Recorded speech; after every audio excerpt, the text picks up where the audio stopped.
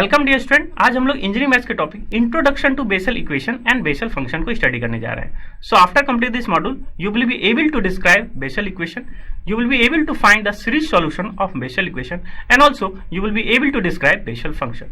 here एक terminology लिखी हुई है Bessel equation। तो जनरली हम एक पर्टिकुलर डिफरेंशियल इक्वेशन को ही क्या कहते हैं, Bessel इक्वेशन कहते हैं। सो अगर हम एग्जामिनेशन पॉइंट ऑफ व्यू की बात करें, बहुत इंपॉर्टेंट टॉपिक है। आपको क्या दे दी जाती है, एक डिफरेंशियल इक्वेशन दे दी जाती है और उसका सीरीज सॉल्यूशन फाइंड आउट करना पड़ता है। दैट मीन्स वो जो पर्टिकुलर डिफरेंशियल इक्वेशन है हो सकता है वो क्या हो, एक Bessel डिफरेंशियल इक्वेशन हो। तो उसका सीरीज सॉल्यूशन हमें क्या करना है, फाइंड आउट करना है। दैट मीन्स हमें सीरीज सॉल्यूशन के लिए दो ही मेथड है अभी तक सीरीज सॉल्यूशन के लिए, एक तो पावर सीरीज मेथड है, एक फॉर्मुलेस मेथड है। तो सबसे पहले आपको ये पता करना होगा जो डिफरेंशियल इक्वेशन, जो पर्टिकुलर डिफरेंशियल इक्वेशन है जिसको हम लोग बेसल इक्वेशन कहते हैं, वो उसमें हम लोग फॉर्मुलेस मेथड लगा सकते हैं या पावर सीरीज मेथड लगा सकते हैं। सो आई होप फॉर्मुलेस मेथड हम कब लगाते हैं, रेगुलर सिंगुलर पॉइंट के about, and power series method हम लोग कब लगाते हैं, ऑर्डिनरी पॉइंट के अकॉर्डिंग लगाते हैं। आई होप ये हम लोग ऑलरेडी डिस्कस कर चुके हैं, उसी का क्या करेंगे यहाँ पे यूटिलाइजेशन करेंगे। एक और तरीके का क्वेश्चन क्या पूछा जा सकता है कि discuss Bessel function. Bessel function में हम लोग क्या देखेंगे कि पर्टिकुलर डिफरेंशियल इक्वेशन का जो सॉल्यूशन आता है उसको ही हम लोग क्या कहते हैं, बेसल फंक्शन के फॉर्म में कहते हैं, जिसको जनरली हम जे एंड एक्स से रिप्रेजेंट करते हैं। सो अगर हम एप्लीकेशन पॉइंट ऑफ व्यू की बात करें तो ये क्या है, एक इंट्रोडक्शन है किसका, Bessel equation and Bessel function का। अगर ये आप ब्यूटीफुल जो है समझ चुके होंगे तो ये आगे रिकरेंस रिलेशन आप बता सकते हैं क्या होता है रिकरेंस रिलेशन और कैसे उसको प्रूव किया जाता है, और साथ ही साथ जेनेटिक फंक्शन क्या होता है बेसल इक्वेशन का, और बेसल इंटीग्रल। तो ये सब सारे टॉपिक्स क्या है इससे लिंकेज में है। तो आई होप बेसल फंक्शन अगर क्लियर हो जाएगा तो ये सब सारे टॉपिक्स आप इजीली कवर अप कर सकते हैं। अगर हम एप्लीकेशन पॉइंट ऑफ व्यू की बात करें, जैसा पहले ही बताया था कि हम डिफरेंशियल इक्वेशन का सॉल्यूशन के लिए क्या करते हैं, कॉम्प्लीमेंट्री फंक्शन और पर्टिकुलर इंटीग्रल निकालते हैं। लेकिन ऐसे भी डिफरेंशियल इक्वेशन है जिसमें हम कॉम्प्लीमेंट्री फंक्शन या पर्टिकुलर इंटीग्रल से हमको जो है हेल्प नहीं होता है, वहां पे हम क्या करते हैं, सीरीज सॉल्यूशन फाइंड आउट करते हैं। और ये इक्वेशन का यूटिलाइजेशन, जो बेसल इक्वेशन या बेसल फंक्शन का यूटिलाइजेशन क्या है, लाप्लास इक्वेशन जब हम स्फेरिकल कोऑर्डिनेट या सिलिंड्रिकल कोऑर्डिनेट में सॉल्व करते हैं तो भी वहां पे क्या आता है, सॉल्यूशन किस फॉर्म में आता है, बेसल फंक्शन किस फॉर्म में आता है। और भी पार्शियल डिफरेंशियल इक्वेशन भी हम जब भी सॉल्व करते हैं वहां भी कभी कभी फंक्शन किस फॉर्म में आता है, जो सॉल्यूशन है वो भी किस फॉर्म में आता है, तो बेसल फंक्शन के फॉर्म में आता है। तो बहुत ही वाइडली एप्लीकेबल है और बहुत ही लिंकेज है इस प्रॉब्लम, इस पर्टिकुलर टॉपिक का। तो आइए सबसे पहले स्टार्ट करते हैं कि डिफरेंशियल इक्वेशन को कब हम लोग बेसल इक्वेशन कहते हैं, और उसके साथ ही साथ हम लोग ये देखेंगे कि इस पर्टिकुलर जो इक्वेशन है ये जिसको हम लोग बेसल इक्वेशन कहते हैं उसका सीरीज सॉल्यूशन किस तरह से फाइंड आउट करेंगे, एंड फाइनली बेसल फंक्शन क्या होता है इसको हम लोग डिस्कस करेंगे। तो आइए स्टार्ट करते हैं सबसे पहले बेसल इक्वेशन क्या होती है।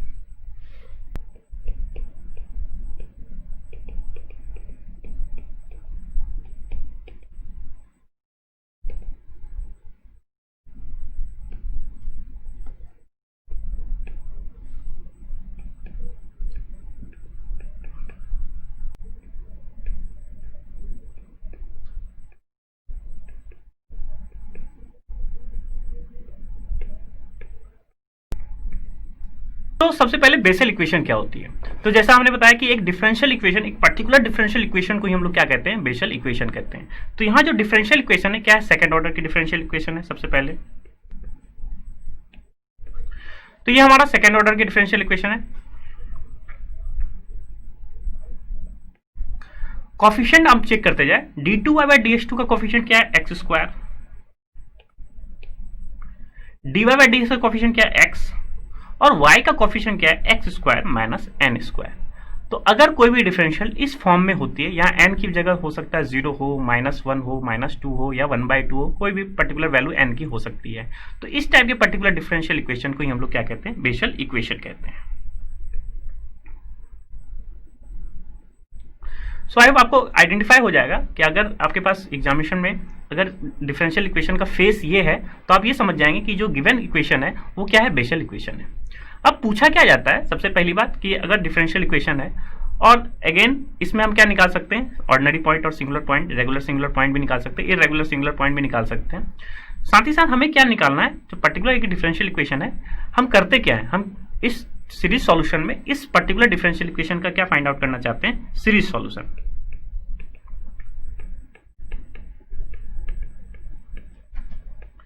तो सीरीज सॉल्यूशन आई होप आपको समझ में आ गया होगा। सीरीज सॉल्यूशन क्या है, हम लोग पावर सीरीज मेथड भी देख चुके हैं, फॉर्मुलेशन मेथड भी देख चुके हैं। दो टाइप्स के क्या हमारे पास मेथड है सीरीज सॉल्यूशन के लिए।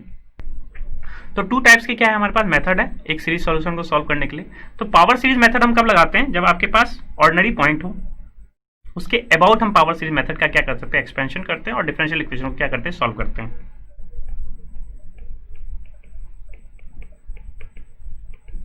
और in the second means Frobenius method में हम किसके अबाउट करते हैं एक्सपेंशन, रेगुलर सिंगुलर पॉइंट के अबाउट।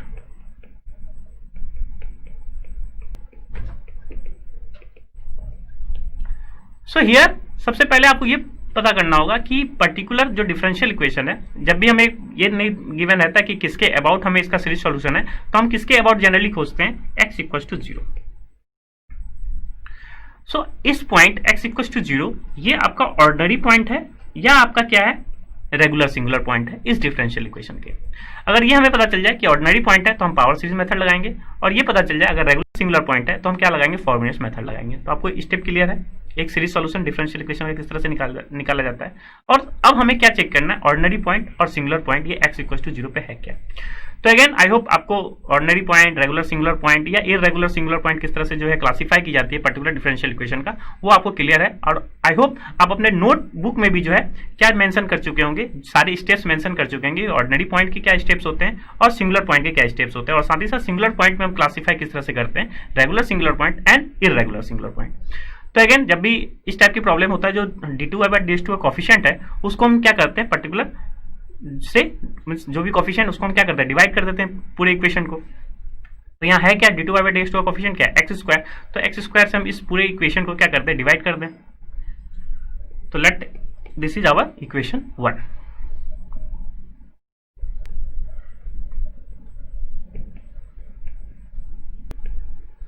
सो जैसे ही हम x² से डिवाइड किए तो y" here represent is nothing but d2/ds2 and y' is nothing but dy/dx। तो जैसे ही हमने x² से डिवाइड किया, अब हम देख रहे हैं y' का कॉफिशिएंट क्या है। तो y' का कॉफिशिएंट क्या है आपके पास, 1/x, और y का कॉफिशिएंट क्या है, x² माइनस n²/x। तो अगेन अगर x इक्वल टू 0 पे चेक करना है, तो x इक्वल टू 0 पे 1/x टेंडिंग टू इन्फिनिटी हो जा रहा है। दैट मीन्स ये जो आपका y' का कॉफिशिएंट है वो क्या हो जा रहा है, एक इन्फिनाइट हो जा रहा है। दैट मीन्स आप एनालिटिक फंक्शन नहीं है एट x इक्वल टू 0 पे। तो ये श्योर है कि x इक्वल टू 0 क्या है, इसका सिंगुलर पॉइंट है।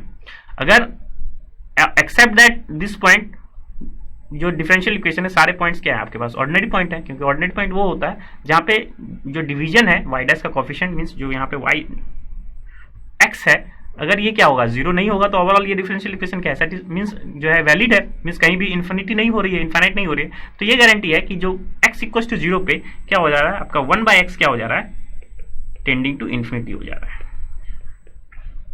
So that means x equal to 0 पे क्या है आपके पास, सिंगुलर पॉइंट है।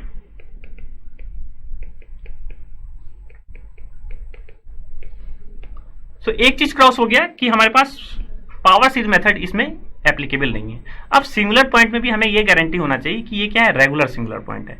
तो रेगुलर सिंगुलर पॉइंट के लिए क्या करते हैं, हम लिमिटिंग अप्रोच करते हैं, y' का कॉफिशिएंट को क्या किससे मल्टीप्लाई करेंगे, x minus a in the sense जो जिस पॉइंट के अकॉर्डिंग हमें क्या करना पड़ता है, सिंगुलर पॉइंट निकालना होता है, और फिर जो y का कॉफिशिएंट उसमें हम क्या मल्टीप्लाई करते हैं, x माइनस a का होल ऑफ स्क्वायर, और limit x tending to a, that means जिस पॉइंट के अकॉर्डिंग हम क्या करते हैं, सॉल्व करते हैं। तो आई होप ये पार्ट जो है आप इजिली वेरीफाई कर सकते हैं, और यहाँ मैं डायरेक्टली लिख देता हूँ कि x इक्वल टू 0 क्या है आपका, रेगुलर सिंगुलर पॉइंट है, एंड आप ये इजिली वेरीफाई कर सकते हैं, आप लिमिटिंग अप्रोच देख सकते हैं। सो यहाँ वेरीफाई कर सकते हैं, हम ये मान लेते हैं कि x इक्वल टू 0 क्या है, रेगुलर सिंगुलर पॉइंट है। इजी टास्क है, अगेन सिंगुलर पॉइंट और रेगुलर सिंगुलर पॉइंट के लिए हमें लिमिटिंग अप्रोच देखनी होती है। सो हियर हमारा मेन टारगेट क्या है, इस पर्टिकुलर डिफरेंशियल इक्वेशन का सॉल्यूशन। तो हमारा क्या पास हो गया, पावर सीरीज मेथड तो फेल हो गया, पास क्या हो गया, फ्रोबेनियस मेथड।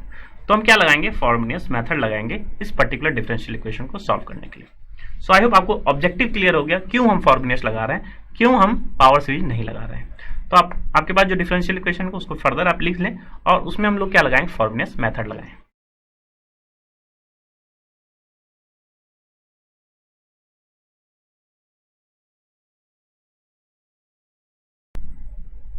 सो हम क्या लगाने जा रहे हैं, Frobenius method about x equal to 0।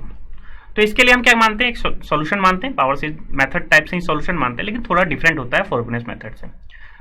फिर क्या करेंगे, जो सॉल्यूशन मानेंगे उसको हम क्या निकालना पड़ेगा हमें, ऑब्जेक्टिव क्या क्या है, y' निकालेंगे, और फिर y" में निकालेंगे, क्योंकि वो सॉल्यूशन तो इस पर्टिकुलर डिफरेंशियल इक्वेशन सेटिस्फाई करेगा, और सारी वैल्यू हम यहाँ पे पुट कर देंगे। फिर क्या करेंगे, lowest degree term and highest degree term को हम इक्वेट करेंगे, और एक रिकरेंस रिलेशन के फॉर्म में हम इस पर्टिकुलर डिफरेंशियल इक्वेशन को सॉल्व करेंगे। तो फ्रोबेनियस मेथड के स्टेप्स आपको क्लियर है। तो सबसे पहले क्या करेंगे, हम इसको सॉल्यूशन मानेंगे, क्या y का एक सॉल्यूशन हम लोग मानते हैं। तो हमने इस पर्टिकुलर इक्वेशन 1 को सॉल्व करने के लिए हमारे पास सॉल्यूशन हमने क्या एज्यूम कर लेते हैं फॉर्मुलेस मेथड में y equal to summation a k x की power m plus k solution मान लेते हैं 1 का।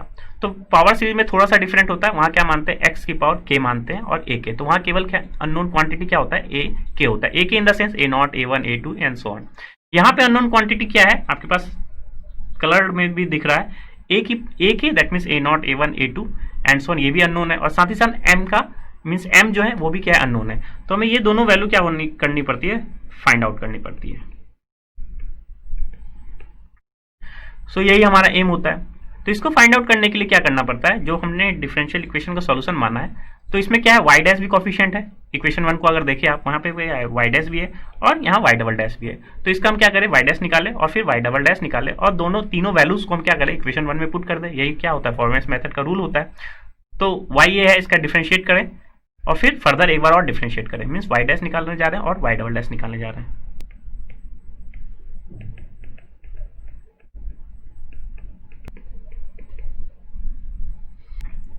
सो क्या किया हम लोगों ने डिफरेंशिएट किया, y डैश निकाल लिया हम लोगों ने। y डैश इज सिंपली क्या है x की पावर m प्लस k का डिफरेंशिएशन, अगेन x की पावर n अलजेब्रिक फंक्शन का जिस तरह से करते हैं n x की पावर n माइनस 1। यहाँ पे x की पावर में क्या है m प्लस k है तो m प्लस k और एक क्या हो जाएगा पावर में डिक्रीज हो जाएगा तो m plus k minus 1। So this is y dash. Again इसका फर्दर हम डिफरेंशिएट करें तो क्या होगा, अब x की power m plus k plus minus 1 का डिफरेंशिएट करना है तो again power m plus k minus 1 हो जाएगा और एक पावर में क्या होगी एक सब्ट्रैक्ट हो गया तो ओवरऑल y डैश निकल गया y डबल डैश निकल गया। तो अब इस सॉल्यूशन है तो ये तीनों क्या है इस पर्टिकुलर डिफरेंशियल इक्वेशन को सेटिस्फाई करेगा। तो यहाँ y की वैल्यू y डैश की वैल्यू y डबल डैश की वैल्यू हम क्या कहाँ पुट कर दें इक्वेशन 1 में पुट कर दें। तो हमारे पास इक्वेशन और यहाँ पे समेशन अगेन केवल समेशन साइन छोड़ दिया है, दैट मीन्स इसका मीनिंग यही है कि k equal to 0 to infinity और यहाँ भी मीनिंग क्या है k equal to 0 to infinity. तो बार बार लिखने की जरूरत नहीं है, आप समेशन आप जो है ऐसे छोड़ सकते हैं। इफ जो है पावर सीट में हम लोग लिखते हैं क्योंकि वहां समेशन क्या होता है एक एक शिफ्ट हो जाता है, यहाँ समेशन शिफ्ट नहीं होता है क्योंकि x में पावर m ऑलरेडी अवेलेबल रहता है इसलिए समेशन शिफ्ट नहीं होता है। तो I hope y dash y double dash की वैल्यू हम क्या कर ले इक्वेशन 1 में पुट कर दे तो हमारे पास जो इक्वेशन बनेगी वो क्या किस हिसाब से बनेगी।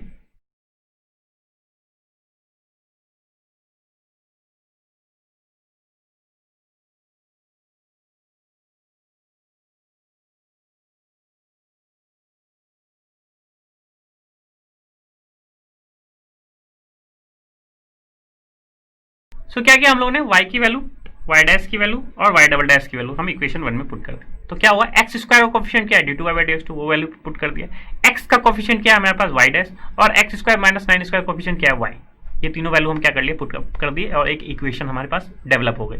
अब हम ये क्या करना चाहते हैं तो सबसे पहले जो एक्स स्क्वायर का समेशन है हम क्या करना चाहते हैं इस एक्स स्क्वायर को भी इस पर्टिकुलर एक्स के साथ क्या कर दे क्लब कर दे इस पर्टिकुलर एक्स स्क्वायर को और साथ ही साथ इस एक्स को भी हम क्या कर दे इसके साथ क्लब कर दें और इस एक्स स्क्वायर को भी हम क्या कर सकते हैं इसके साथ क्लब करके फिर माइनस एन स्क्वायर हम क्या कर सकते हैं यहाँ जनरेट कर सकते हैं। तो ओवरऑल हम क्या करना चाह रहे हैं सारे के सारे एक्स स्क्वायर या एक्स का कोफिशिएंट हम समेशन के अंदर ले जा रहे हैं।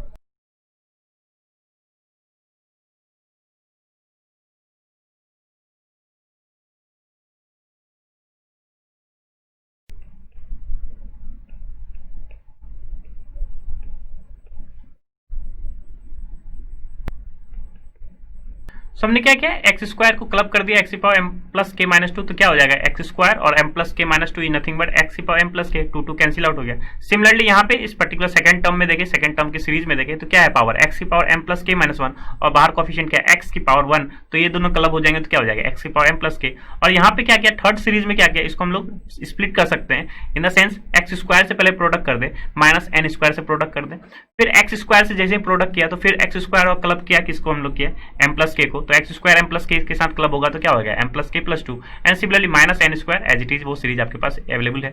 अब हम क्या करना चाहते हैं तो पावर अगर देखें आप तो पावर क्या है यहाँ पे एम प्लस के और here is also m plus k तो इसको क्या कर सकते हैं अब इन तीनों को हम क्या कर सकते हैं एक साथ क्लब कर सकते हैं तो एक्स की पावर एम प्लस के का कोफिशिएंट हो जाएंगे सारे टर्म और एम प्लस के प्लस 2 का कोफिशिएंट क्या हो जाएगा एक हो जाएगा। तो हम क्या करने जा रहे हैं एम प्लस के सारे कोफिशिएंट को एक पास रखने जा रहे हैं और एम प्लस के प्लस 2 को क्या करेंगे अलग रखेंगे।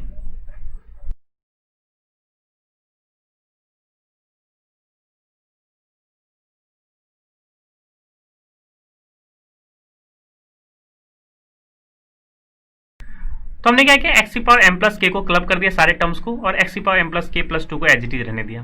अब इसको थोड़ा सिंप्लीफाई कर ले। सिंप्लीफाई हम लोग किस हिसाब से कर सकते हैं, तो यहाँ पे दिख रहा है क्या, एम प्लस के है और यहाँ भी क्या है, एम प्लस के है। तो एम प्लस के को इन दोनों टर्म में क्या कर ले, कॉमन ले लें। तो ओवरऑल हमारे पास क्या रिमेन रह जाएगा, m plus k minus one plus one, और m plus k minus one and plus one is nothing but m plus k. तो ओवरऑल इस पूरे की वैल्यू क्या हो जाएगी, एम प्लस के का whole of square.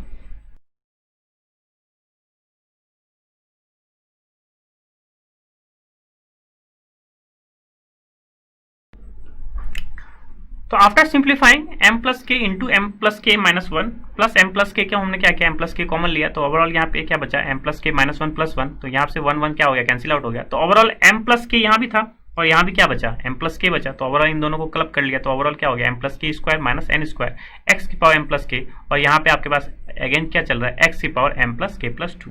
So now अब हमारे पास क्या हो गया, जो इक्वेशन हमने पुट कर दिए थे उसमें हमारे पास टर्म्स इक्वेट हो गए, एक्स की पावर एम प्लस के और एक्स की पावर एम प्लस के प्लस टू।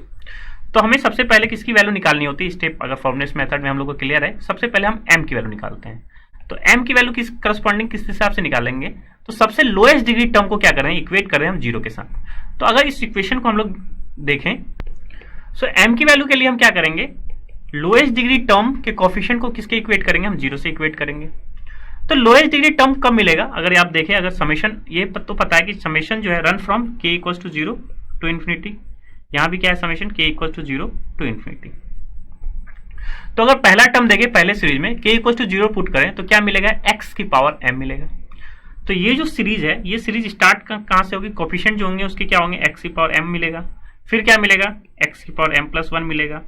इसी टाइप से ये सीरीज के टर्म्स हमें मिलते चले जाएंगे प्रोडक्ट विथ।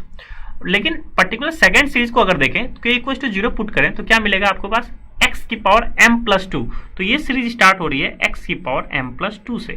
तो दैट मीन्स सेकंड टर्म क्या मिलेगा, k equal to one put करेंगे तो क्या मिलेगा, x की पावर m प्लस थ्री, यही टर्म मिलेगा। तो अगर ये बोला जाए m के लिए हम क्या करने जा रहे हैं, लोएस्ट डिग्री टर्म क्या है, x की पावर m। तो इक्वेट कर रहे हैं हम लोग both side coefficient of x की power m। So both sides equate कर रहे हैं, तो यहाँ जीरो को हम लोग क्या लिख सकते हैं, जीरो इंटू एक्स की पावर m। तो दैट मीन जो भी x की पावर m का कोफिशिएंट है उसको क्या करेंगे, हम इक्वल टू जीरो लिख देंगे।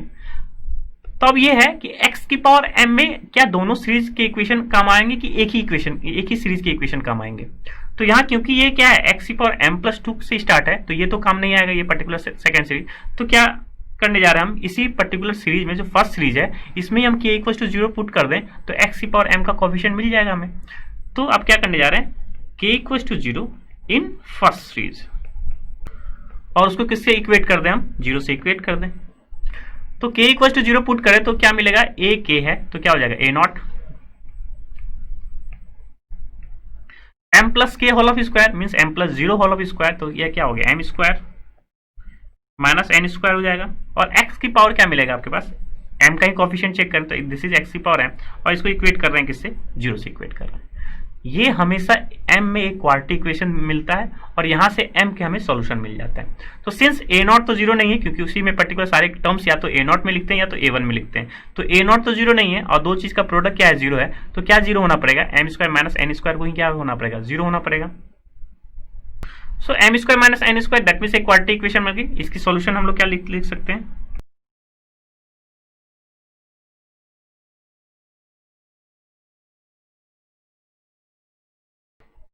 सो हमें m का सॉल्यूशन मिल गया, m equals to plus minus n, that means roots क्या है, डिस्टिंक्ट है। सो ये हम जो है इस इंफॉर्मेशन को कलेक्ट कर लिए। नाउ m की वैल्यू हमें पता चल गई। नाउ अब हमें क्या पता करना है, सारे के सारे coefficient, that means a not, a1, a2 और a3 इस टाइप से कोफिशिएंट किस तरह से निकालते हैं। तो m की वैल्यू हमें पास पता है, तो इस स्टेप में हमारे पास जो टर्म है किसको हम लोग इक्वेट किए थे, x की पावर m को इक्वेट किए थे बोथ साइड में। इससे फर्दर एक और मूव करें हम लोग, अब x की पावर m प्लस वन को इक्वेट करें। x की पावर m प्लस वन का कोफिशिएंट हम लोग इक्वेट करने जा रहे हैं।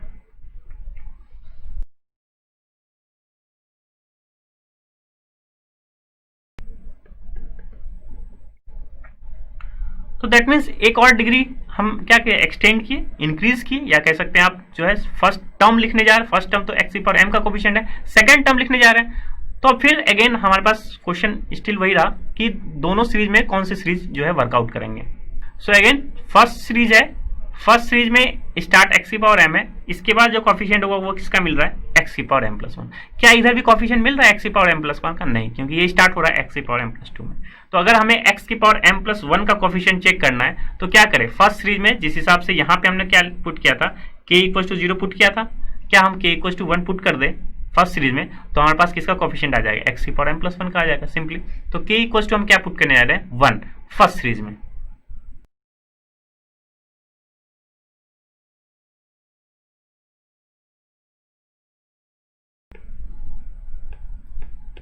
सो हमें क्या मिला, a1 m प्लस क्या था, k का होल स्क्वायर, k की वैल्यू क्या है 1, तो m प्लस 1 का whole square minus n square equal to 0।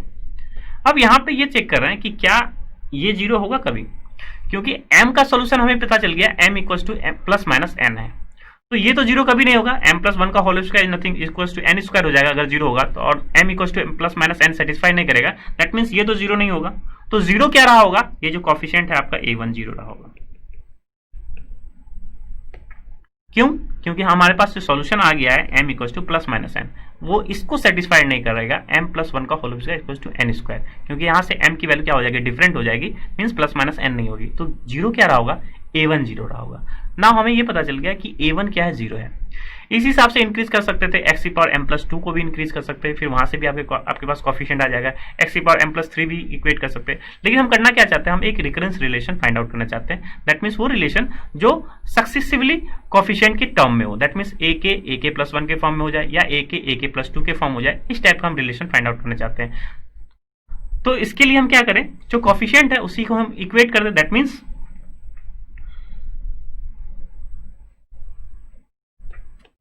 अब अगर रिकरेंस रिलेशन चाहिए AK में तो क्या होगा, हम इसके रिकरेंस रिलेशन में लिखना चाहते हैं, तो हम क्या करें, इस पूरे सीरीज में m प्लस के प्लस 2 के कॉफिशिएंट को इक्वेट कर दें, दैट मीन्स x की पावर m प्लस के प्लस 2 को इक्वेट करेंगे तो क्या मिलेगा, इस सीरीज में हमें क्या मिलेगा, AK मिल जाएगा, और यहां भी क्या हो जाएगा, कुछ इस टाइप से रिलेशन में आ जाएगा। तो हम क्या करना चाहते हैं, x की पावर m प्लस के प्लस 2 के कॉफिशिएंट को क्या करते हैं, इक्वेट करते हैं, मीन्स इक्वल टू 0। तो सेकेंड सीरीज में क्या मिल जाएगा, हमें AK मिल जाएगा। लेकिन ये सीरीज में जो फर्स्ट सीरीज आपके पास गिवन है, इसमें क्या कॉफिशिएंट खोजना है, x की पावर m प्लस के प्लस 2। तो अगेन ये क्योंकि ये इनफाइनाइट सीरीज है, सारे कॉफिशिएंट हमको मिल सकता है, तो किस हिसाब से मिलेगा, अगर इस पर्टिकुलर सीरीज में k की वैल्यू हम k प्लस 2 रख दें एवरीवेयर, तो क्या यहाँ x की पावर क्या मिल जाएगा, m प्लस के प्लस 2 मिल जाएगा, और यही हमें चाहिए। दैट मीन्स हमें क्या चाहिए, हायर डिग्री टर्म ना करके हम रिकरेंस रिलेशन के लिए x की पावर m प्लस के प्लस 2 का कॉफिशिएंट इक्वेट करने जा रहे हैं। तो फर्स्ट सीरीज में तो सेकंड सीरीज में तो AK मिल जाएगा, और जहां जहां k है फर्स्ट सीरीज में वहां हम किससे रिप्लेस कर दें, k प्लस 2 से, तो ओवरऑल हमारे पास क्या हो जाएगा, x की पावर m प्लस के प्लस 2 का कॉफिशिएंट आ जाएगा।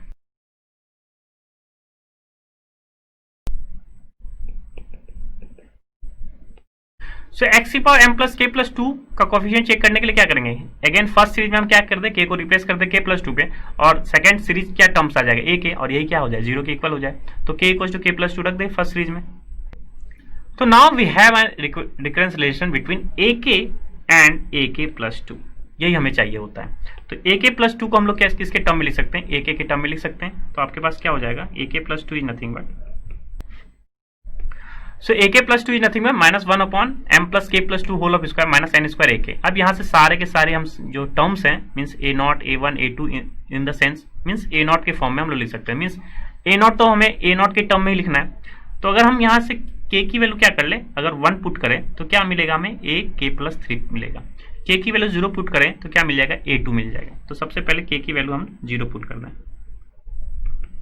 तो k की वैल्यू 0 पुट करेंगे तो मिलेगा क्या, यहाँ पे A2, हर जगह जहां जहां k है उसकी जगह हम क्या पुट करेंगे, 0।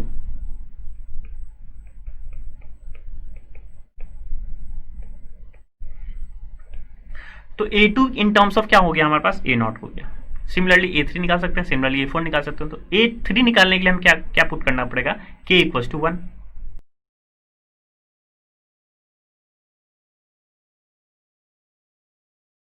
तो A3 इन टर्म्स ऑफ क्या हो जाएगा, A1 क्या आ जाएगा, और अभी हम लोगों ने प्रूफ किया है कि A1 की वैल्यू क्या है, 0 है। तो अगर A1 की वैल्यू 0 है तो A3 की वैल्यू भी क्या हो जाएगी, 0 हो जाएगी। क्यों? क्योंकि सिंस a1 की वैल्यू 0 है। तो आई होप आपको क्लिक हो गया होगा कि a1 0 है तो a3 0 है, दैट मीन्स a5 भी 0 होगा, a7 भी 0 होगा। आप रख के देखिए, a5 निकालना है तो k की वैल्यू आप 3 रखेंगे तो a5 इन टर्म्स ऑफ क्या हो जाएगा, a3 आ जाएगा, और a3 क्या है 0, तो a5 भी 0 हो गया। इसी तरह से a7 भी आप क्या कर सकते हैं, 0 पुट कर मीन्स 0 प्रूफ कर सकते हैं। तो ओवरऑल इस ऑब्जर्वेशन से हमारे पास कॉफिशिएंट है, किस किस कॉफिशिएंट की वैल्यू 0 हो गई।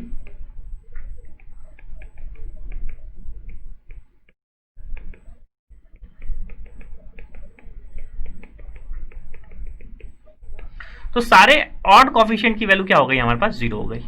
अब जिस तरह से a2 निकाला, एक दो टर्म और निकाल लें, मीन्स a2 अगर ये है तो a4 निकाल लें, a6 निकाल लें, और फिर फाइनली हम क्या कर दें, इन सब सारी वैल्यूज की वैल्यू हम जो सोल्यूशन माने थे उसमें पुट कर देंगे, तो हमारे पास रिक्वायर्ड सोल्यूशन आ जाएगा।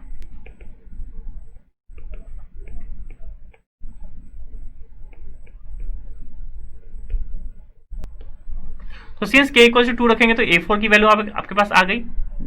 k इक्वल टू आप क्या रख लें, 2 पुट कर लेंगे, तो हमारे पास इक्वेशन जो ak प्लस 2 है उसके अकॉर्डिंगली हमारे पास जो a4 की वैल्यू आ जाएगी k इक्वल टू 2 पे। और सिंस ये a2 के टर्म में आई है, और a2 को हम किसके टर्म में लिख सकते हैं, a0 के टर्म में लिख सकते हैं, मीन जो आपके पास जो भी इवन कॉफिशिएंट्स है वो सारे के सारे किस में कन्वर्ट हो जाएंगे, a0 के कॉफिशिएंट में कन्वर्ट हो जाएंगे। तो आई होप आपको ये समझ में आ गया किस तरह से जो हम कॉफिशिएंट्स की वैल्यू हम निकाल लेते हैं एक रिकरेंस रिलेशन से। उससे पहले हम आइडेंटिफाई कर लेते हैं कि क्या a1 0 हो रहा है या नहीं हो रहा है। तो अगर a1 0 हो रहा है तो हम ये देख लिए कि सारे ऑड टर्म्स का कॉफिशिएंट जो है वो क्या हो जाएगा, 0 हो जाएगा। तो फाइनली जो हमारे पास जो सोल्यूशन था उसमें ये सारी वैल्यूज के क्या कर लें, हम पुट कर देंगे, तो ओवरऑल हमारे पास सोल्यूशन किसके टर्म में आ जाएगा, m के टर्म में हो जाएगा। हमारा सॉल्यूशन किसके टर्म में हो जाएगा, m के टर्म में हो जाएगा। और हम ये देख चुके हैं m की वैल्यू 2 आई है, एक n आई है और एक क्या आई है, माइनस n है। तो सबसे पहले सारे के सारे कॉफिशिएंट हम जो सॉल्यूशन माने थे उसमें हम पुट अप कर दें।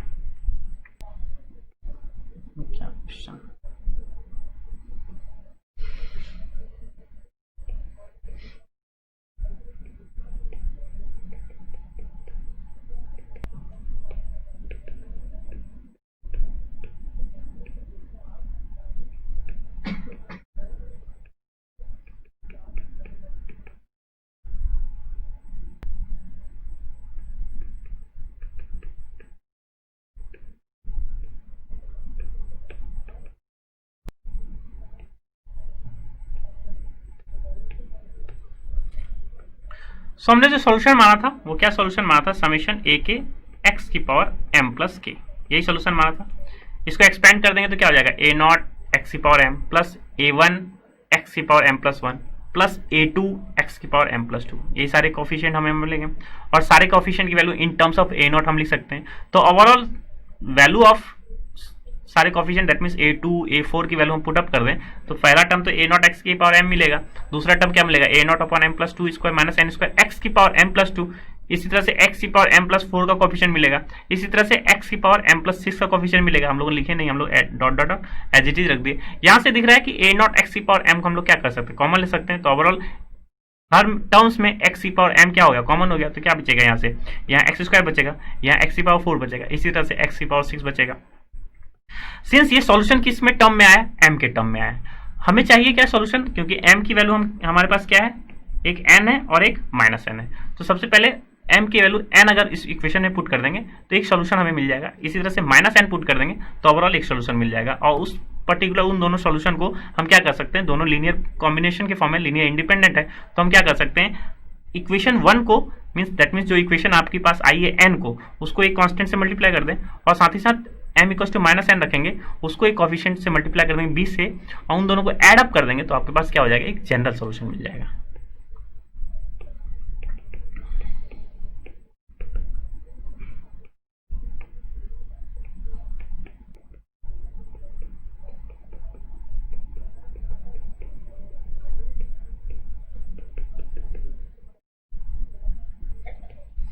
तो जैसे ही हम m equal to n put करेंगे तो क्या हो जाएगा, x की पावर n तो यहाँ हो जाएगा, लेकिन यहाँ पे क्या हो जाएगा, हर टर्म्स में देखिए m भी है n भी है, यानी कि सिंप्लीफिकेशन हो सकता है। इस टर्म को अगर देखें क्या है, m प्लस 2 का होल उसका माइनस n स्क्वायर, m की वैल्यू जैसे ही n पुट कर देंगे तो क्या हो जाएगा, n स्क्वायर क्या हो जाएगा, कैंसिल आउट हो जाएगा। और इसको जैसे ही खोलेंगे तो रिमेनिंग क्या आ जाएगा, 4 m प्लस 4n, यही तो रिमेनिंग रहेगा, जिसको हम लोग इस टाइप में लिख लेते हैं। क्यों? क्योंकि फर्दर आप इसी टाइप से ऑब्जर्वेशन से हम फर्दर क्या कर सकते हैं, एक्सटेंड कर सकते हैं। अब क्या करना है, यहाँ पे m इक्वल्स टू n रख के इतना सिंप्लीफाई करने की जरूरत नहीं है। हम क्या देखते हैं, यहाँ x स्क्वायर, तो यहाँ कोफिशिएंट तो x की पावर 4 हो जाएगा, यहाँ 4 है तो 4 स्क्वायर हो जाता है, 4 है तो 4 स्क्वायर, एक टर्म एक्सटेंड हो जा रहा है। n प्लस 1 है तो जो नेक्स्ट टर्म है वो क्या होगा, n प्लस 1 भी होगा और n प्लस 2 भी होगा, और साथ ही साथ क्या होगा, 2 फैक्टोरियल होगा। इसी टाइप से आप third term means that means fourth term भी लिख सकते हैं। क्या लिखेंगे, 4 की power cube 3 factorial, n plus 1, n plus 2, n plus 3। इसी टाइप से सारे कोफिशिएंट आप लिख सकते हैं। तो ओवरऑल यहाँ हम लोग क्या कर सकते हैं, इसको एज इट इज रख सकते हैं। और इसी तरह से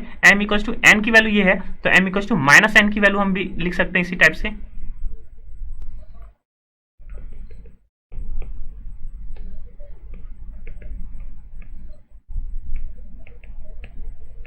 so m equals to n पे ये सोल्यूशन था, m equals to minus n, that means जहां m है उसकी वैल्यू हम क्या कर लें, माइनस n कर लें। तो ऑब्वियसली जब m इक्वल्स टू n पे ये पुट करें तो इसी को रिप्लेस कर दें, n को क्या कर दें, शिफ्ट कर दें किस पे, माइनस n पे। तो हमारे पास जो है m equals to minus n पे सोल्यूशन हो जाएगा, बार बार उसमें हमें रखने की जरूरत नहीं है। तो जहां n था वहां हमने क्या शिफ्ट कर दिया, माइनस n। तो overall m equals to n पे ये वैल्यू आई और overall m equals to minus n पे ये वैल्यू आई। अगर जनरल सोल्यूशन की बात करें तो हम क्या कर सकते हैं, a टाइम्स जो इक्वेशन 1 है प्लस b टाइम्स जो m equals to minus n पे आई है, वही आपके पास क्या हो जाएगा, रिक्वायर्ड सीरीज सॉल्यूशन हो जाएगा।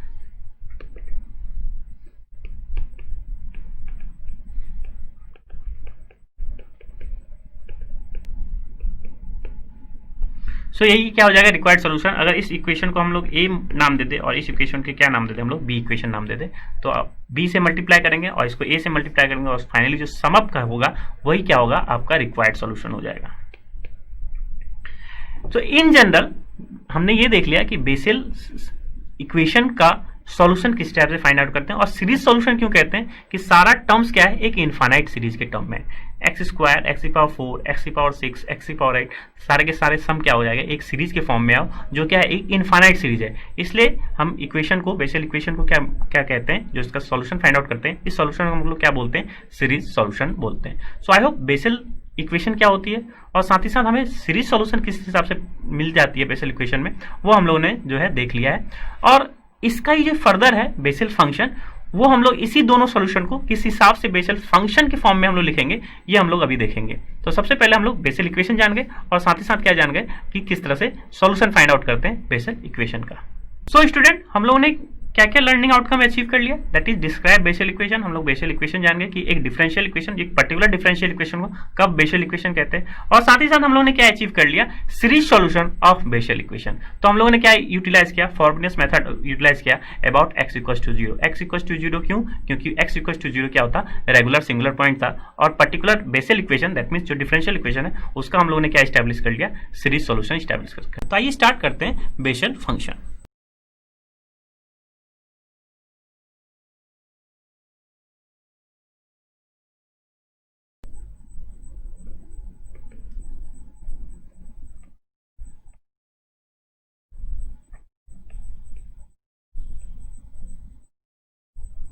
सो व्हाट इज बेसल फंक्शन।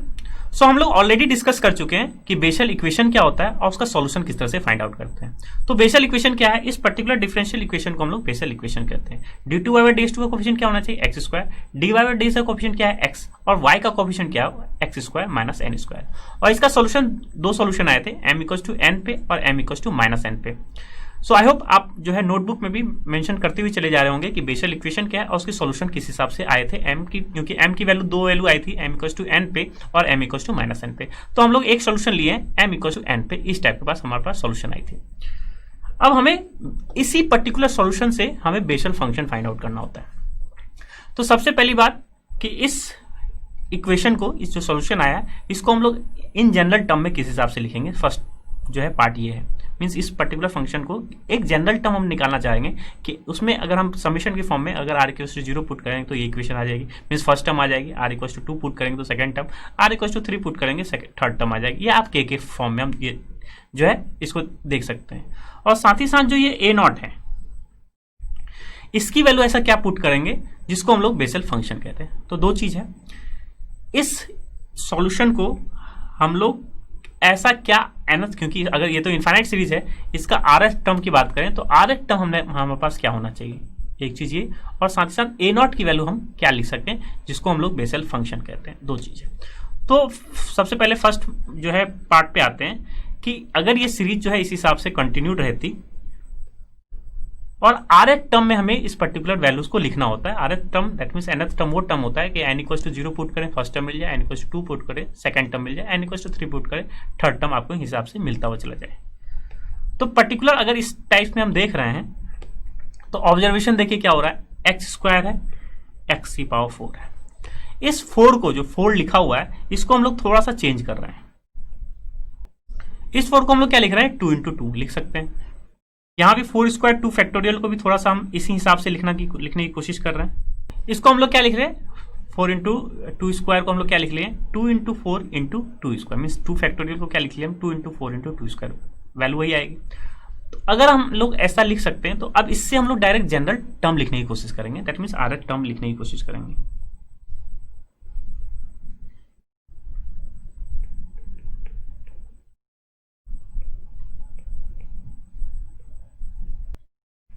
तो सिंस अल्टरनेटिंग साइन था तो इसलिए हम -1 की पावर r लिख लिए, और सिंस क्या था, सारे के सारे इवेंट पावर थे, इसलिए x की पावर क्या लिख लिए, 2r लिख लिए। अब rth टर्म ये मिल गया हमें, r इक्वल टू 0 पुट करेंगे हमारे पास क्या मिल जाएगा, 1 मिल जाएगा। r इक्वल टू 1 पुट करें क्या मिल जाएगा, एक्स स्क्वायर अपॉन 2 की power r into r factor, that means 2 into 2 into n plus 1 मिल जाएगा, क्योंकि यहाँ पे क्या है, सेकंड टर्म में देखें तो n प्लस 1 तक है, फोर्थ टर्म में देखें तो n plus 1 into n plus 2 है। तो इसी तरह से जिसका फैक्टोरियल है, दैट मीन्स हमारे पास r फैक्टोरियल है, तो ये किसके फॉर्म में आ जाएगा, n plus 1 into n plus 2 up to n plus r and so on. इस टाइप से हमारे पास जो है इक्वेशन आ जाएगी। तो एक पार्ट हम लोगों ने क्या कर लिया, पर्टिकुलर इक्वेशन के ऑब्जर्वेशन से हमारे पास एक वैल्यू आ गई। नाउ अब ए नॉट की बात करें कि ए नॉट की वैल्यू हम क्या पुट करें, जिसको ही हम क्या कहते हैं, बेसल फंक्शन कहते हैं।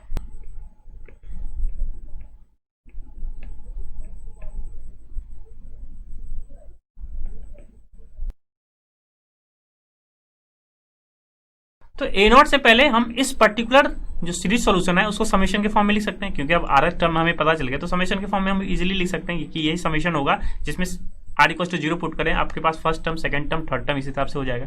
तो क्या किया हम लोगों ने, 2 की पावर r और 2 की पावर r को क्लब कर लिया, तो 2 इंटू 2 की पावर r हो गया, और इस हिसाब से हमारे पास r फैक्टर तो r factor up to n plus r हो जाएगा। नाउ ए नॉट की वैल्यू हमारे पास एक चीज वैल्यू आ गई। नाउ ए नॉट की वैल्यू हमें जो है, अगर आप पर्टिकुलर, क्योंकि ये आर्बिट्री कांस्टेंट है, इसकी वैल्यू हम लोग क्या पुट करने जा रहे हैं,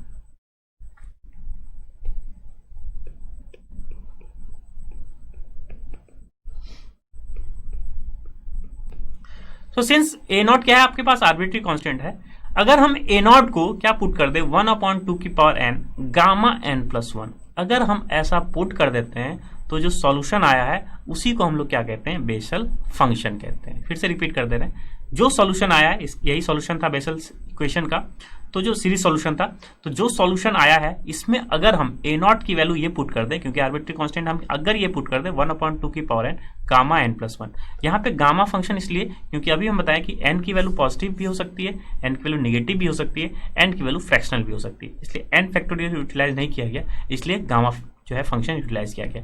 तो अगर ए नॉट की वैल्यू ये पुट कर देते हैं इस पर्टिकुलर सॉल्यूशन में, जो सॉल्यूशन फाइनली आता है उसको हम लोग क्या कहते हैं, बेसल फंक्शन कहते हैं।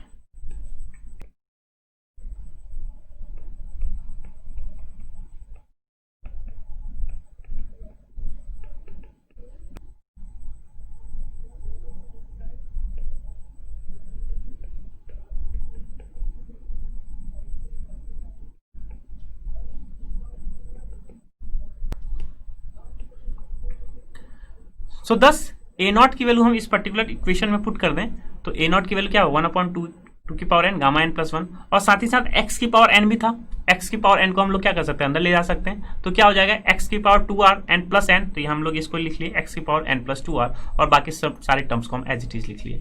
तो यहाँ से इस पर्टिकुलर फंक्शन को ही हम लोग किससे रिप्रेजेंट कर रहे हैं, jnx, और इसी को हम लोग क्या कहते हैं, बेसल फंक्शन कहते हैं। यहाँ एक चीज और किया जा सकता है कि x की पावर n प्लस 2r और 2 की पावर 2r, और साथ ही साथ यहाँ भी क्या है, n है, तो ये भी क्या हो जाएगा, n प्लस 2r, इसलिए ऐसा माना जा रहा है, ऐसा एज्यूम कर रहा है ए नॉट को कि जो इक्वेशन थोड़ा सा बेटर दिखने लगे। तो 2 की पावर n है और 2 की पावर 2r, इन दोनों को भी क्लब कर दें तो क्या हो जाएगा, 2 की पावर n प्लस 2r, तो यहाँ भी क्या है 2 की पावर n प्लस 2r, इन दोनों को क्लब कर दे तो, और ऊपर भी क्या है x की पावर n प्लस 2r। तो ओवरऑल इस पर्टिकुलर थिंग को हम क्या लिख सकते हैं, x/2 की whole power n plus 2r। तो ऐसा अगर लिख ले तो फाइनली जो बेसल फंक्शन है वो क्या हो जाएगा हमारे पास,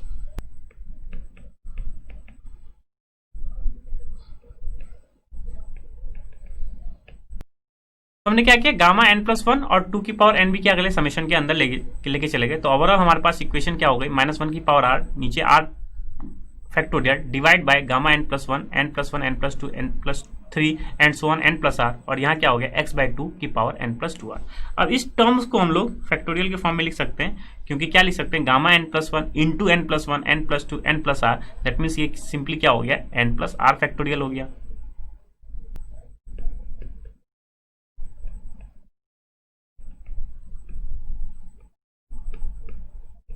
सो ओवरऑल एक बहुत ही अच्छा फंक्शन के फॉर्म में हमारे पास जो वैल्यू आई है, इसी को हम लोग क्या कहते हैं, बेसल फंक्शन कहते हैं। तो थोड़ा सा हमने क्या किया, बेसल इक्वेशन को इस सॉल्यूशन में थोड़ा सा हम लोग चेंज कर दे गए। तो सबसे पहले जो फर्स्ट पार्ट है उसमें हम लोगों ने क्या किया, एक पर्टिकुलर RF टर्म जनरेट किया। उस RF टर्म को जैसे ही जनरेट किया तो ओवरऑल हम A0 की वैल्यू ऐसा एज्यूम कर ले कि हमारे पास एक जो है एक फंक्शन के फॉर्म में आ जाएगा, जिसको हम लोग क्या कहते हैं, बेसल फंक्शन। तो A0 की वैल्यू हम लोग क्या पुट किया, 1/2 की power n gamma n plus 1, ये A0 की वैल्यू है। तो जैसे ही इस इक्वेशन में पुट किया, थोड़ा सा मैनिपुलेशन किया, क्योंकि अब सारे सीरीज को हम 2 की पावर 1/2 की power n gamma n plus 1 को भी हम क्या ले जा रहे हैं, अंदर ले जा सकते हैं। क्यों अंदर ले जा सकते हैं, क्योंकि ये फंक्शन ऑफ n है और सीरीज किसमें है, R में सीरीज है, इसलिए हम इसको अंदर ले जा सकते हैं इजीली। तो जैसे ही अंदर लेके चले गए तो x/2 की पावर n प्लस 2r तो एज इट इज हमारे पास रहा, और साथ ही साथ इस पर्टिकुलर वैल्यू की जगह हम लोग क्या लिख सकते हैं, n प्लस r फैक्टोरियल, क्योंकि गामा n प्लस 1 को क्या लिख सकते हैं हम, n गामा n लिख सकते हैं, और फिर गामा n को क्या लिख सकते हैं, n गामा n-1। इसी टाइप से ओवरऑल हमारे पास जो वैल्यू है क्या हो जाएगा, n प्लस r फैक्टोरियल। तो हम लोग ने ये देख लिया कि जो jnx है इसी को हम लोग क्या कहेंगे, बेसल फंक्शन कहेंगे। ये आप थोड़ा जो है ये रिमेंबर करके रखिए, ये नोट भी करके रखिए, क्योंकि अब जो भी रिकरेंस रिलेशन होगा, जनरेटिंग फंक्शन होगा, सब पर्टिकुलर इसी वैल्यू से हम क्या करेंगे, निकालते हुए चले जाएंगे। सो बेसल फंक्शन हमारे पास वैल्यू आ गई, jn आ गई। तो यहां से ये भी पूछा जा सकता है व्हाट इज j0x, ये पूछा जा सकता है व्हाट इज j1x। तो हम क्या पुट करें, n इक्वल टू 0 पुट कर देंगे तो क्या मिल जाएगा आपको, j0x मिल जाएगा। n इक्वल टू 1 पुट करेंगे तो क्या आपके पास मिल जाएगा, j1x मिल जाएगा। तो एक दो वैल्यू हम निकाल के जो है हम रख लेते हैं अपने पास। तो n की वैल्यू क्या कर लें, 0 पुट कर दे सबसे पहले।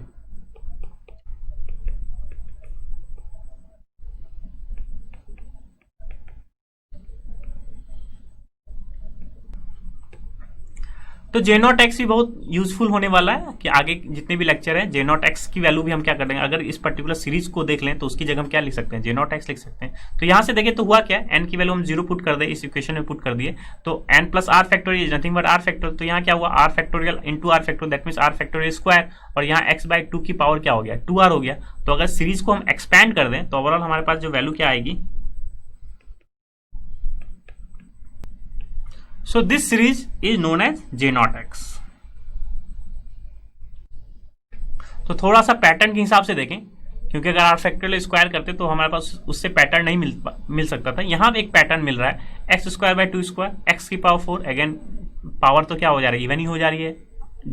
जो है r की वैल्यू तो हमारे पास सम कर भी रहे हैं, तो लेकिन x की पावर क्या हो जाएगी, 2r हो जा रही है, तो पावर तो इवन ही हो जाएगी। नीचे क्या लिखा, 2², फिर देखिए क्या लिखा, 2², 4², अगेन टर्म्स किस हिसाब से प्रोसीड हो रहे हैं, 2², 4², 6²। तो अगर x की पावर 8 का कोफिशिएंट आपको बताना पड़े कि x की पावर 8 का कोफिशिएंट क्या होगा, यहां से आप बता सकते हैं x की पावर 8 का कोफिशिएंट एक तो प्लस आएगा, और क्या होगा, 2², 4², 6² इंटू 8²। इसी तरह से x की पावर 10 का कोफिशिएंट अगर पूछे तो भी आप बता सकते हैं इस पैटर्न के थ्रू। तो यहां से j0x हो गया। एक और वैल्यू लिख लेते हैं हम लोग, j1x की वैल्यू क्या होगी,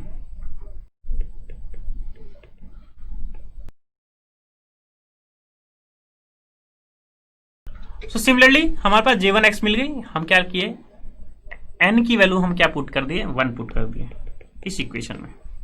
तो n की वैल्यू 1 पुट करेंगे तो क्या हो जाएगा, x/2 की पावर 1 प्लस 2r, और फिर r की क्या है, summation start from r equal to 0 to ∞। तो इस टाइप का हमारे पास क्या हो गया, एक सोल्यूशन आ जाएगा। यहाँ भी पैटर्न है, 2² इंटू 4, फिर second term 2² into 4² into 6, means जहाँ पावर है, पावर 3 तक है तो वैल्यू कहाँ तक हो जा रही है, 4 तक हो जा रही है। पावर 5 तक है तो वैल्यू कहाँ तक हो जा रही है, 6 तक हो जा रही है, और इसका स्क्वायर नहीं लिखते हैं। तो J0x और J1x में थोड़ा सा ये बेसिक डिफरेंस होता है। नाउ अभी हम लोग ने जो सॉल्यूशन पुट वैल्यू जो है एज्यूम किया, Jnx की वैल्यू ये एज्यूम किया, जब सॉल्यूशन हम क्या माने थे कि m की वैल्यू n माने थे। m की वैल्यू n मींस जो सीरीज सॉल्यूशन था उसमें m की दो वैल्यू आई थी, एक इक्वल्स टू n आई थी, एक इक्वल्स टू क्या होगी थी माइनस n आई थी। तो Jnx अगर ये है तो J ऑफ माइनस nx की भी हम लोग जो है बहुत जरूरत पड़ती है। तो J ऑफ माइनस nx निकालने के लिए क्या करेंगे, हर जहां जहां n है वहां आप क्या पुट करेंगे, माइनस n पुट कर लेंगे।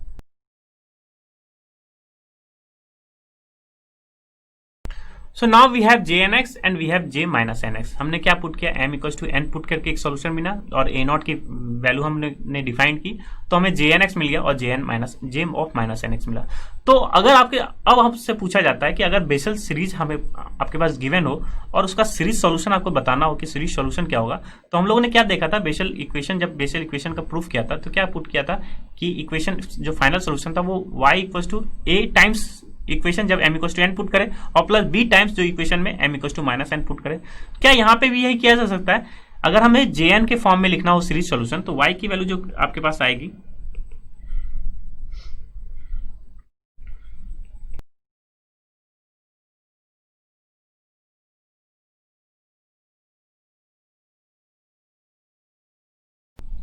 तो इस इक्वेशन को, दैट मीन जो हम m equals to n put किए तो हमारे पास क्या मिला, Jnx मिला, इसके अकॉर्डिंगली यहाँ हमारे पास बेसल फंक्शन के अकॉर्डिंगली, और m की वैल्यू माइनस n पुट किए तो क्या, जिसको हम लोग किससे डिनोट कर रहे हैं, J ऑफ माइनस nx से, और इसको अगर कोफिशिएंट a से और कोफिशिएंट b से प्रोडक्ट करेंगे, जो फाइनल सॉल्यूशन आया आपके पास, जो सॉल्यूशन हम लोगों ने a into m equals to n पे plus b equals to m equals to n, वो यही सिमिलर सॉल्यूशन क्या हुआ आपके पास, y equals to a time Jnx plus b time J of minus nx। और इस पर्टिकुलर जो सॉल्यूशन आया है हमारे पास, y का सॉल्यूशन आया दैट मीन्स बेसल इक्वेशन का जो है सीरीज सॉल्यूशन को हम लोग क्या कहते हैं, इसी पर्टिकुलर इक्वेशन को हम लोग general solution of vessels equation कहते हैं। तो अगर बेसल इक्वेशन आता है और उसका जनरल सॉल्यूशन पूछा जाता है तो आप m इक्वल्स टू n और m equals to minus n as it is जो हम लोगों ने डिस्कस किया हुआ है ऑलरेडी वहां तक रखेंगे, और फाइनल सॉल्यूशन आप क्या लिख सकते हैं, y equals to a time Jnx plus b time J of minus nx, और वेयर आप ये मेंशन कर दीजिए कि where Jnx is nothing but एक समीशन जो है वो क्या है, r पे समीशन है, या आप k पे समीशन यूटिलाइज कर सकते हैं, r equals to 0 to infinity minus 1 की power r factorial into n plus r factorial, और होता क्या है x बाई 2 की पावर n प्लस 2r। तो ये हमेशा इस पर्टिकुलर थिंग को आप जो है रिमेंबर भी रखेंगे, और आपको आई होप समझ में भी आ गया होगा कि इस हिसाब से टर्म्स को हम लोग इसमें जो है हम पुटअप करके सीरीज सॉल्यूशन में फाइंड आउट कर लिए। दैट मीन्स a0 की वैल्यू हमारे पास क्या हो गई थी, और जिस तरह से J0x में भी क्या पूछा जा सकता है, x की पावर 8 x की पावर 10 कोफिशिएंट पूछा जा सकता है, तो ये आप तभी निकाल सकते हैं जब ओवरऑल Jnx की वैल्यू आपको पता हो, इसी तरह से J ऑफ माइनस nx की वैल्यू पता हो। तो यहाँ पे हम लोगों ने देखा कि J0x कैसे निकाला जाता है, J1x कैसे निकाला जाता है, आपसे ये भी पूछा जा सकता है what is J half x, तो n की वैल्यू आप क्या पुट करेंगे, हाफ। आपसे ये भी पूछा जा सकता है व्हाट इज J 3/2x, तो आप n की वैल्यू क्या पुट करेंगे, 3/2। तो ये आप तभी पुट कर सकते हैं जब आप जानते हो कि आपका बेसल फंक्शन की सीरीज फॉर्मेशन में क्या होता है। तो आई होप आपको बेसल सीरीज और उसका सॉल्यूशन तो पता है चल ही गया, और साथ ही साथ बेसल फंक्शन को किस हिसाब से हम लोग एनालिसिस किए वो भी आई होप जो है आपको क्लियर हो गया होगा। सो स्टूडेंट, हम लोग इस पार्ट में भी क्या अचीव कर लिए, बेसल फंक्शन को जो है अचीव कर लिए। सो आई होप आपको ये पता चल गया कि बेसल फंक्शन को हम लोग क्या किससे डिनोट कर रहे हैं, Jnx से डिनोट करते हैं, और इसका सॉल्यूशन बेसल इक्वेशन का जो सीरीज सॉल्यूशन आया था उसी से हम लोग क्या निकाल लेते हैं, Jnx निकाल लेते हैं।